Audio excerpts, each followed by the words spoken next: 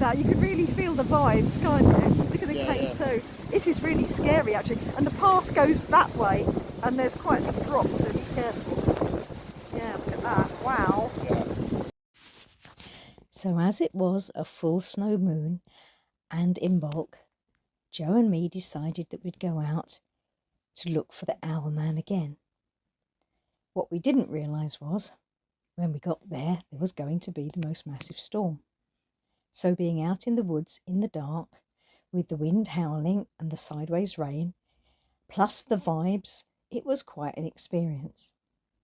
The Owlman is quite interesting because he's only been around for about 100 years. Not like some of these creatures in folklore that have been around forever. However, there's been quite a lot of documented sightings of him. Some of them have been children, and because they've been children, they tend to be discounted as, oh, fanciful or playing or that sort of thing.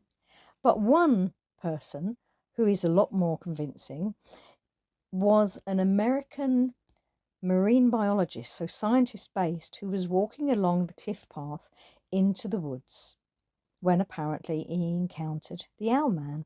He said it was a terrifying experience. So because the Owlman's only been around for 100 years or so, Joe and I thought we'd try and find out what it was that triggered him, what it was that started him off. During our conversations, Joe suggested that maybe he'd been conjured up. And that sounds quite likely because to suddenly be there when there was no evidence of him before, it sounds like that could be a good starting place.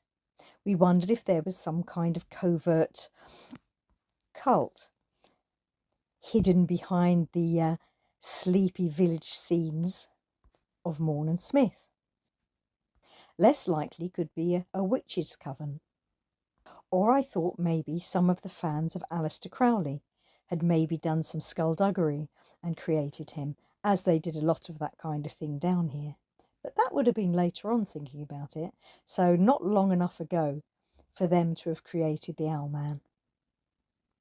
It's all work in progress, and as there's no evidence at all, we'll have to work somewhat on mediumship and the ability to tune in and perception and that kind of thing.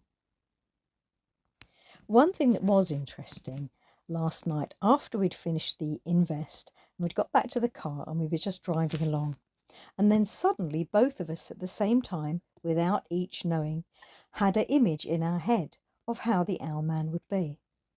We could see him walking along the path. The path at Morn and Smith is very winding and goes along the edge of the coast. Sometimes you can see in the distance a path coming towards you and you can see people walking on it. And then the path winds into the trees and then the figure would vanish. Sometimes it would be visible, sometimes it would be obscured by trees. So if the Owlman was moving towards you, he would have time to change from human form into the owl-like creature that is said to have attacked many people. So both Joe and I could see this figure winding its way down the path, disappearing into the trees and reappearing ever nearer. When two mediumistic people see the same image, it is always said to validate the vision that they're having, because neither knew what the other was seeing until it was disclosed. And this is how it was for Joe and me. We both saw the silhouette of a figure in the distance. With shoulders hunched and head bowed, the figure moved along the path, hands by its sides as if in pockets, but in an unnatural way, so the arms were bent. But then when you think that the Owlman has wings, you can see why the figure would be shaped like this. When we shared what we had both seen, it was really quite a pivotal moment, because we compared notes and both of us had seen exactly the same thing clairvoyantly at exactly the same time. In our visions, we both saw that the Owlman, to begin with, has completely human form. As you would see him a long way down the path, you might wonder why a single figure with his hunched form and strange gait would be moving along the path slowly all on his own. Then he would disappear behind the trees as the path bent. A few moments later you would see him again. Still similar human form, head bowed, shoulders raised, arms held closely by his side. Then he would disappear behind the trees again. Then perhaps as you rounded the corner and you knew that he would be there and you were ready to see a fellow traveller heading towards you, you would have the unsettling and freakish experience of suddenly seeing not a lone traveller, but a distorted and warped owl man with a beak and eyes and claws and wings bearing down on you as it rounded the corner through the trees. If this is correct, then what we are looking at isn't a spirit or a ghost, but is actually a shapeshifter, something that can change form and appear human or appear in its natural form at will. That also makes more sense when you think that perhaps he was conjured up. Was he conjured up from nothing by a spell?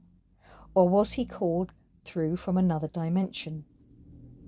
We need to do some research on cults and see if there's ever been one that is very associated with owls. This theory is all the more likely as it is pretty much exactly as the marine biologist experienced. He said the creature appeared from out of the woods, and I think he said something like it was a horrific and ghastly form, and apparently it tussled with him. At any rate, he was absolutely terrified, and being a man of science, you wouldn't imagine he'd make things up or want to discredit himself by saying bizarre and weird things. I believe his story was published in one of the Cornish newspapers. So it's our intention over the next few full moons to go down into the woods with our gadgets and see if we can pick up energies of any sort, or just generally see what we pick up clairvoyantly. Too many people have seen the Owl Man for it to just be a myth. At any rate, it's definitely worth pursuing, and that's what we intend to do.